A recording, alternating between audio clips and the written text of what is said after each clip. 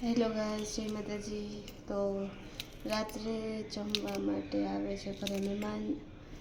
આંટીને કાકા બેનને 10 વાગે જમવાનું કીધું છે. તો અત્યારે જો વહેલા તૈયારી શરૂ કરી દીધી છે.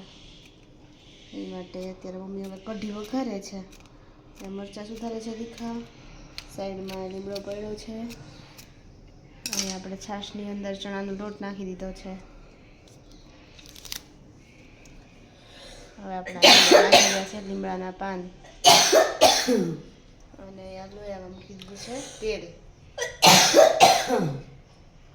એની અંદર આપણે નાખી દઈશું આપણે લીલા મરચાં,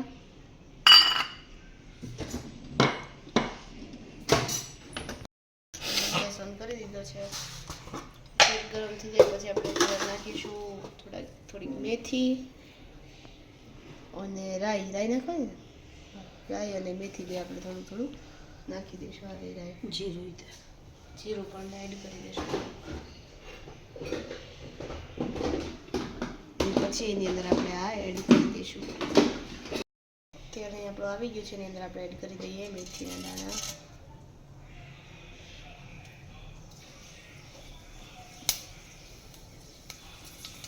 કાળા થઈ જાય આપણે કાળા થઈ જવા દેવાના.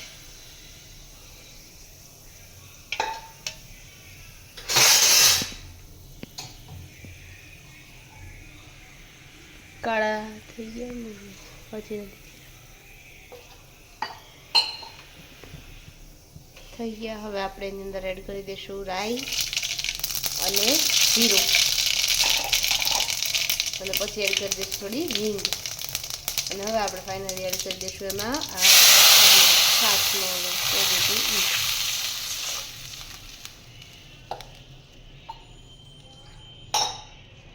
મીઠું આની અંદર મીઠું પણ એડ કરી દીધું હતું. ચાલો હવે ખાંડ નાખવાની ને. હા બસ, હવે આપણે આની અંદર ખાંડ એડ કરી દઈએ એટલે આપણી કઢી રેડી.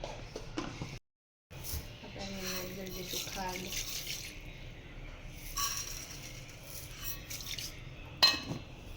અને છાશમાં ખાટી લેવાની એટલે કઢી થોડી ખાટી મીઠી લાગે.